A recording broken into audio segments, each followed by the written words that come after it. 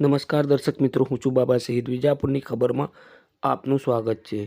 વિજાપુરમાં હૃદય વિદારક ઘટના. 100 વર્ષ જૂનું પીપળનું ઝાડ ધરાશયી થતાં 13 વર્ષીય કિશોરનું ઘટના સ્થળે મોત.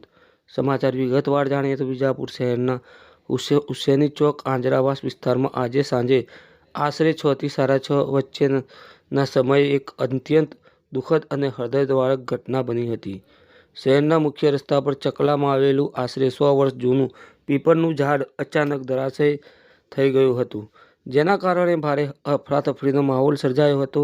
આ ઝાડ નીચે બાળકો રમતા હોય છે, તેમજ આંજરાવાસથી તાલુકા પંચાયત અને પશુ દવાખાના તરફ જતો રસ્તો પસાર થાય છે.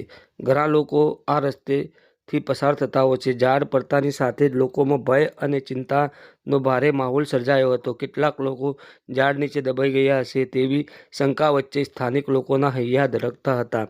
ઘટનાની જાણ થતાં વિજાપુરના મામલતદાર, ચીફ ઓફિસર, ફાયર બ્રિગેડની ટીમ, પીએસઆઈ સહિત પોલીસ અને 108 એમ્બ્યુલન્સનું તંત્ર તાત્કાલિક ઘટના સ્થળે પહોંચી ગયું હતું. સ્થાનિક યુવાનો પણ ઝાડ ખસેડવામાં મદદ કરવા જોડાયા હતા.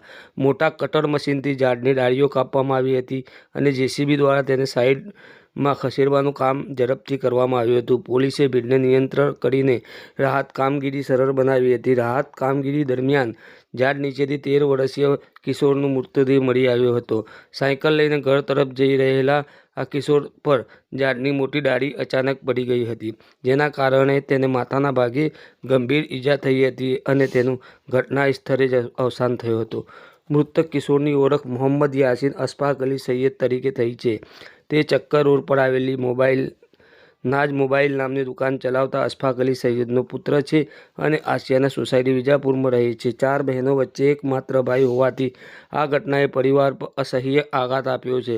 માતા પિતાના હૈયામાં પોતાના વહાલા એકમાત્ર દીકરાને ગુમાવવાનો દર્દ અને 4 બહેનોના આંસુઓ આ દુઃખને વધુ ગહન બનાવી રહ્યા છે. સમાચાર મળતા જ સમગ્ર વિજાપુરના મુસ્લિમ સમાજ સહિતના ઘણા લોકોની આંખોમાં આંસુ આવી ગયા હતા. મૃતદેહને તાત્કાલિક એમ્બ્યુલન્સ દ્વારા વિજાપુર સિવિલ હોસ્પિટલ ખસેડવામાં આવ્યો હતો અને પોલીસે પરિવારને સોંપીને આગળની કાર્યવાહી હાથ ધરી છે.